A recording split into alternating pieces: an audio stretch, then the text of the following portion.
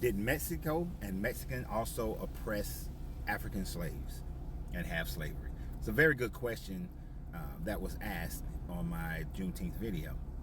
And their statement was that, so not just European whites oppressed the Africans. It's a yes and no kind of answer. So when you look at the history of Mexico, you see that Mexico was a Spanish colony. It was actually called New Spain. And while it was this Spanish colony, it also controlled what we know today as Texas.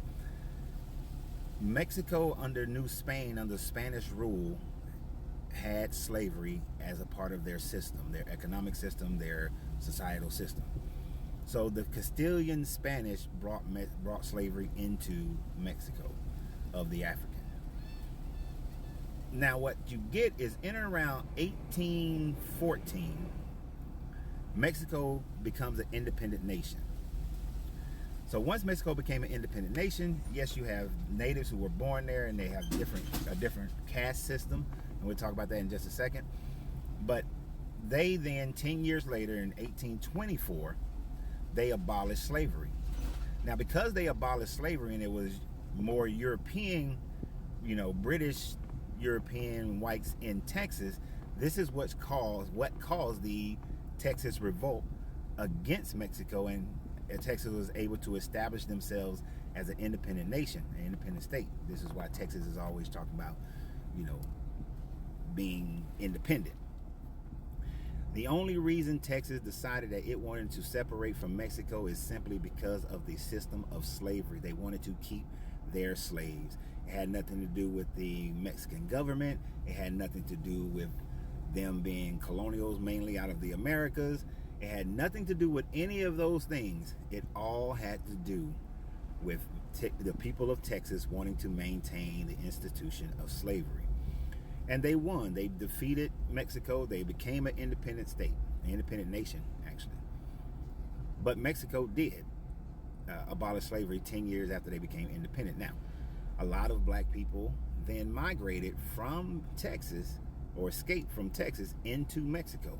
And to this day, you can find villages and towns where they have a dominant Afro-Mexican community that understands that heritage. Now, Mexico then becomes intriguing because Mexico still established, by the Spanish rule, a caste type system. The more Castilian blood you have, the lighter you are, then the more you are on top. You are the top system. It's kind of like the Indian system with the Brahmins being on top.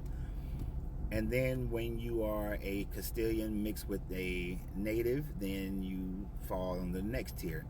When you are just native, then you got that tier. And then when you're black and Castilian, there's another tier. And then when you're black and native, then there's another tier. And then when you're just all black, then you're that's the bottom tier. So they still have a caste-like system, and you can still see this evident in modern-day Mexico, where the lighter-skinned Mexicans who have more Castilian blood in them are considered to be better. Now, Mexico is undergoing some great diversity changes where people are not being as much judged based on the color of their skin, but they still have the same struggles that we have here in America by judging people based on the color of the skin instead of the content of who they are. So it was a good question. It's actually worth studying because you will find these black people in Mexico who maintain their African heritage or mixture thereof, as well as just understanding the history of why Texas seceded from Mexico, and then Texas being that last holding state to want to get rid of slaves in the United States. So I hope that was beneficial to you. I hope that you learned something today. Always remember, you have to free yourself to be yourself, because your greatness is non-negotiable. Good journey, good vibration.